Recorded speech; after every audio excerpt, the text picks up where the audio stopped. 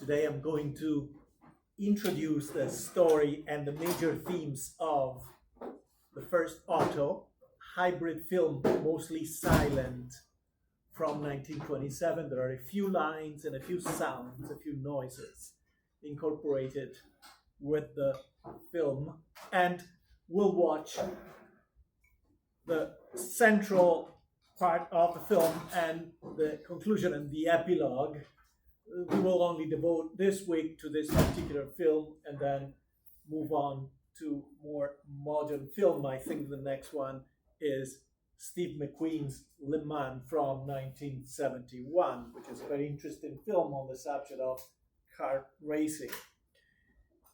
Keep in mind that under week 9 you find the link to this presentation with notes and quotes from the film and a detailed synopsis which you don't find anywhere else on the internet, with some of the pictures, the images that I'll use for my presentation.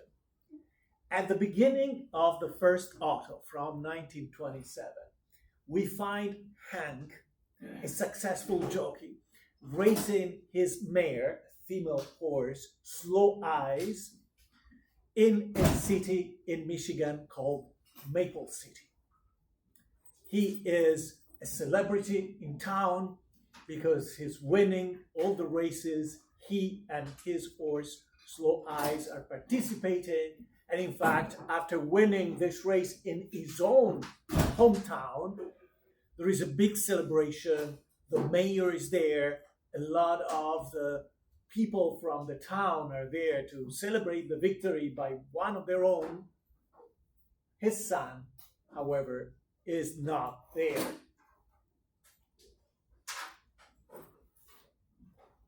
After the celebration, we find Hank in his stables, and the loser in the horse race that Hank just won comes over to propose a deal. He wants to buy Slow Eyes, the winning horse used by Hank in his races, and Hank is so attached to the horse that he says, rather, before I sell the horse, I'd rather cut my right arm off.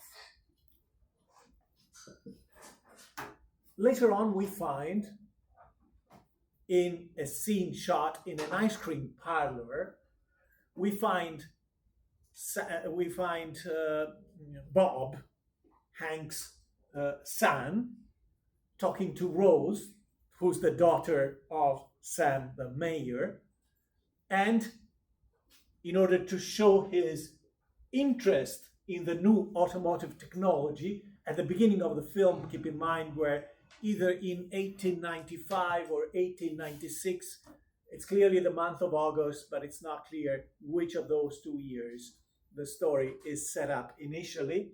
So the automotive industry is pretty young at this point in the United States. And Bob, Hank's son, in order to show his interest in this trade, because he wants to work in this business, builds a car with cookies. Clearly, there is a bit of romance going between him and Rose, even though it's also clear that in order to pursue his interest, Bob will have to move out of town.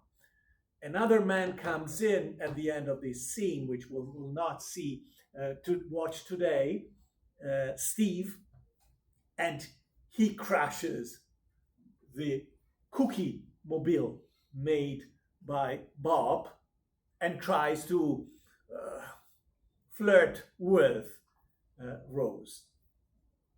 At the end of the scene also, Bob's father, Hank, comes in and he asks his son, "Where were you during the celebration?"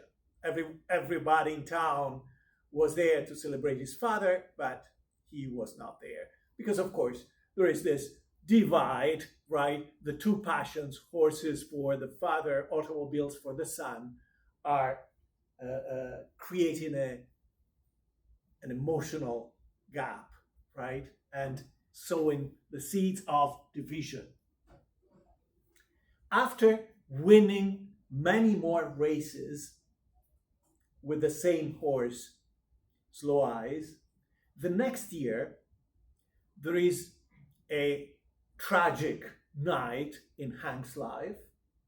Slow Eyes, which is a mare, a female horse, is giving birth to Bright Eyes, and during the delivery, the horse suffers a stroke and dies.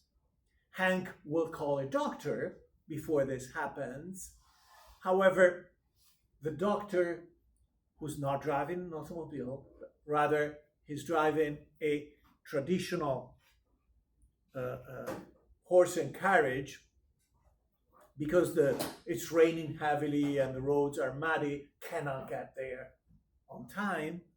And at the end of the night, we see Hank stroking the head of Slow Eyes in a portrait to show how close, how affectionate he was. During the night, Bob keeps sleeping while this is going on, and his father will, at the end of the night, get into Bob's room saying, you know, this just happened. Slow Eyes died. And all Bob has to say is, oh, too bad. So the divide grows bigger between the two of them. Later that year, an automobile inventor by the name of Elmer Hayes comes to town, and this time the mayor, Sam, Hank's friend, organizes a party to celebrate this inventor. During the party, using a magic lantern, they have a presentation. Bob himself, in fact, will be operating the magic lantern while the inventor is explaining the history of the automotive technology and its future. Even at this particular party, Hank is in the background, right? He's been, at some point, Hank is introduced to the inventor, but the inventor doesn't give him much time, and the inventor clearly says that automobiles will replace horses. And during the presentation, he says that one day automobiles will be 30 miles per hour fast. In a scene that we will watch today, the wealthy man in town, Rufus Stubbings, and his family try their first automobile. It's kind of a comedic scene with a representative of the life insurance company of Rufus telling him that he will not be covered, that automobiles are too dangerous. If he dies in an automobile accident, the insurance company will not cover the policy, will not pay. And around the car, together with all the town folks, there is also the undertaker, whose name is Deep Graves, right? At the end of this first test of their new automobile, they experience the same loss of control that we've seen in other examples from that period, other documents from the initial period of the automobile. The entire family ends up in a lake. They all survive, but they emerge all wet from the lake and quite shaken. Later, we will see that Bob finds employment with an automotive garage that is located right across from the stables owned by his father. So at this point, the opposition is stark, evident, cannot escape anybody's attention. When Hank finds out that his son is working for the competition, in a way, there is an argument. The owner of the car that Bob was working on steps in to challenge Hank. They will go to the local racetrack where at the beginning of the film, Hank was victorious with the help of the horse Slow Eyes, to have a competition, the automobile against the horse. Hank will actually win the competition, because the automobile, once again, proves to be unreliable. In spite of his victory, Hanks will see that everybody will surround the automobile. And he cannot really understand why, since he won the race, but that's the evidence that the automobile's future captures the interest and the attention of everybody in town. In a later scene, Sam, the mayor of this town, goes to visit Hank to tell him that he's not going to buy any more horses from him. In fact, we also learned later on that Sam's intention was to sell back his horses to Hank, but he refrained from doing that when he saw the sadness in Hank's eyes. Hank goes out, and outside his office, he sees his son Bob and the mayor's daughter Rose, and Hank thinks that it was Bob who suggested that the mayor should not be buying any more horses, and there is an argument that almost turns violent. Hank threatens his son with physical violence, right? The drama reaches its peak. In 1902, Bob finally leaves town to go to Detroit to work for Mr. Ford. This actor represents Mr. Ford. This is actually Barney Oldfield, and that we saw in the 1913 film with his name on the title, Barney Oldfield and the Race for a Life. They've just set a land record with a speed of 60 miles per hour with an actual car that we see used in the movie, the Ford 999. And Hank is there. This is the beginning of his successful career in the automotive industry. The film shows that in the following years, automobiles become more and more popular with a series of different cars and different owners driving those cars. And things get so bad for Hank and his business, buying and selling horses, that he is forced to auction off his precious horses, including the daughter of Slow Eyes, the horse named Bright Eyes. And the Bright Eyes, his precious horse, goes to this rough farmer by the name of Ned for $650. Later on, Hank will find Ned in the countryside outside Maple City, where Ned is mistreating Bright Eyes, and Hank gets so mad that there is a physical fight where Hank will actually whip Ned. The horse flees the scene, scared, and at the end, Hank is even more sad and walks away.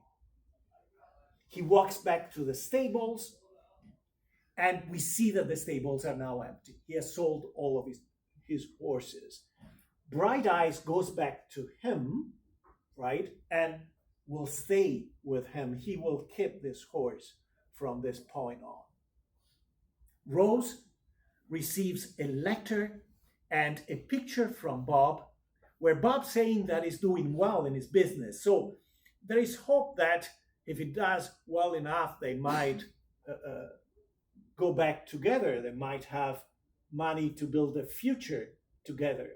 The picture that Bob sends Rose is an actual picture from 1902, showing young Barney Oldfield next to Mr. Ford, Harry Ford, the day they set the record with the 999. Interestingly, Barney Oldfield was not a racer yet before this land record. He was a bicycle racer. But he learned very quickly to maneuver this difficult car, difficult because it doesn't have a steering wheel, has this bar with two handles, and clearly this car was made to go straight mostly, but the film made use of actual material included in this car. When Rose receives this letter and this picture, she's in the car with Steve, the man we saw in the ice cream parlor, putting a hand on the automobile made of cookies. When he tries to kiss Rose, Rose gets out of the car and walks back in town. Steve drives back to the town by himself, and when he enters the town, Hank, who at this point is really in a rage against cars, throws a rock at Steve's Cadillac. And you see here the broken windshield. Steve doesn't know who hit the car, but later on we find Steve and Hank in a bar. They're both depressed. Steve, because he knows that he's losing Rose to Bob, and that one of Bob's assets is the fact that he is a pioneer and somewhat of a leader in this burgeoning new automotive industry. And in the bar, we find also Hank, who's drinking to cure his sadness, right? They come up with a plan. There is going to be a race in town with only two cars, but these kinds of small competition were popular during the early years. They think that if they sabotage one of these cars by adding sulfur into the tank, the car will explode. People will see the accident as a sign that cars should not be trusted, are not reliable, and therefore the automotive business altogether will undergo a crisis, and hopefully Hank's horse business will be resurrected. Of course, they don't know that one of the two drivers, the driver of the 999 that we see in this last scene, is none other than Bob himself, right? We don't know what car this is. It has not been identified. There were so many cars during that period, we don't have enough documents. Bob has sent a note to Rose because he wants to surprise his father. Rose is supposed to go and fetch Hank during the race so that at the end of the race, where hopefully Bob will be successful, on the same horse racetrack where his father was victorious with the horse Slow Eyes, they can reconcile Hank. Once Hank learns that Bob is one of the drivers, he immediately recognizes the urgency.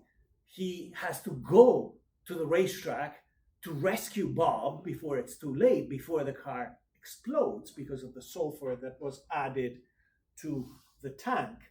So we have at the conclusion of the film a montage where on one side we see the carriage with Bright Eyes, the horse born out of Slow Eyes, running to the racetrack, and the other storyline is the race with flames coming out of the engine of Bob's car. Of course, the flames were painted over the frames, and they seem to be coming out of the radiator, which is not realistic.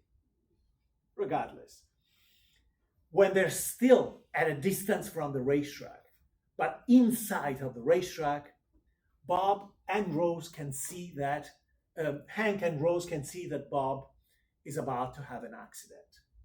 So Hank finds that the horse was useless in these circumstances while he was trying to save his son. And once again, he raises the whip to hit the horse, but stops. He just thinks that his life is finished and that his son has died. His son gets out of the car at the end of the race after he crashes and falls to the ground, is taken to the hospital. So Hank goes back to the stables and sets the stables on fire. The stables burn. When he comes out of the burning stables, Rose is there waiting for him with the car, saying, "Your son, Bob, is getting better at the hospital. He wants to see you."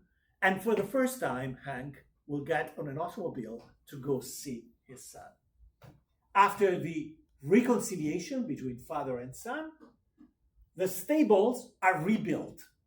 In the same place where the stables were, there is now a factory with Hank's name, and Bob is just and son, even though Bob is the actual founder and the engineering mind behind the firm. But this is a family from the 1920s. They built a factory. Now they're producing their own automobiles, both of them working together. There is an epilogue at the end where we see Hank and his friend Sam, the mayor, going to see a race. It's now the 1920s. They're saying that the cars exceed speeds of 100 miles. On the sky, they see a plane that is even faster than those automobiles. It's just Hank and Sam because, in fact, Bob and Rose are not there. And at the very end, before the ending credits, we see this symbolic shot of a horse, presumably bright eyes, on a pasture next to the trunk of a dried up tree, signifying the transition from the past, right? Horses belong to the past and cars belong to the future. Now, keep in mind the major theme in this film, because the film, it's all about the division, the emotional and physical distance created by the rejection of in a family, by the rejection of progress and technologies by the father, progress and technologies embraced by the son. So the idea is that the whole of society, including the foundational cell, the foundational block of society, the family, has to embrace progress, and that progress comes through the adoption of technologies. So once again, we see a moralistic view of technologies through the lens of family relationships.